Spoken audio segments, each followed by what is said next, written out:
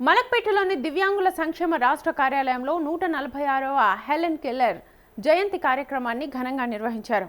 ఈ కార్యక్రమానికి మంత్రి అడ్లూరి లక్ష్మణ్ చీఫ్ గెస్ట్ గా హాజరయ్యారు. ఈ నేపథ్యంలో ఆయన చిత్రపటానికి నివాళులర్పించారు. దివ్యాంగుల సంక్షేమం కోసం రాష్ట్ర ప్రభుత్వం పలు కార్యక్రమాలను చేపడుతున్నట్లుగా వెల్లడించారు. దివ్యాంగుల సాధికారతకు ప్రభుత్వం కట్టుబడి ఉన్నట్లుగా ఆయన వెల్లడించారు. 34 జీవో ప్రకారం భార్యాభర్తలు కోరుకున్న ప్రాంతంలో ఒకే చోట ఉద్యోగాలు చేసుకునే అవకాశం కల్పించామని మంత్రి వెల్లడించారు.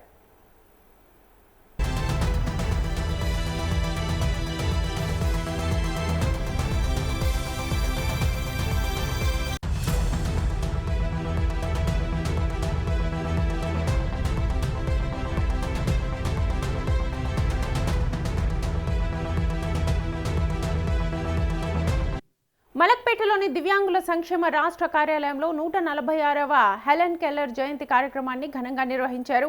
ఈ కార్యక్రమానికి మంత్రి అడ్లూరి లక్ష్మణ్ చీఫ్ గెస్ట్ గా హాజరయ్యారు. ఈ నేపథ్యంలో ఆయన చిత్రపటానికి నివాళులర్పించారు. దివ్యాంగుల సంక్షేమం కోసం రాష్ట్ర ప్రభుత్వం పలు కార్యక్రమాలను చేపడుతున్నట్లుగా వెల్లడించారు. దివ్యాంగుల సాధికారతకు ప్రభుత్వం కట్టుబడి ఉన్నట్లుగా ఆయన వెల్లడించారు.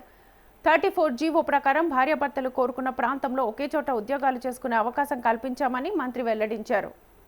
ఫౌండేషన్ సభ్యులుగా ఉన్న రాజేందర్ గారు, మల్లికార్జున్ గారు, శ్రీనివాస్ గారు, అదేవిధంగా షఫీ గారు, జవాబ్ టీవ్ ఛానల్కి సంబంధించిన ఫౌండర్ నల్గొండ సీన్ గారు, వేదిక పైనటువంటి పెద్దలు, ఇప్పుడే చాలా గొప్పగా మాట్లాడినటువంటి పెద్దలు గంగారాం గారు, నాగేశ్వరరావు గారు, భానుకుమార్ గారు, వెంకటేష్ గారు, సురేష్ గారు, శంకర్ గారు, అదేవిధంగా కిరణ్ గారు, వేదిక పైనటువంటి మా వికలాంగుల డిపార్ట్మెంట్కి సంబంధించినటువంటి అధికారులు, ముఖ్యంగా ముందు కూర్చున్నటువంటి మా డిజేబుల్స్ సంబంధించినటువంటి మా విద్యార్థులందరికీ కూడా, మా పాత్రికేయ మిత్రులందరికీ కూడా పేరు పేరున నమస్కారాలు తెలియజేస్తున్నాను. అందరికీ ఈరోజు ఒక మహనీయురాలు, ప్రపంచంలో మన కళ్ళు లేవు, వినడానికి చెవులు లేవు పరిస్థితిలో మనం గొప్పగా ఈ దేశంలో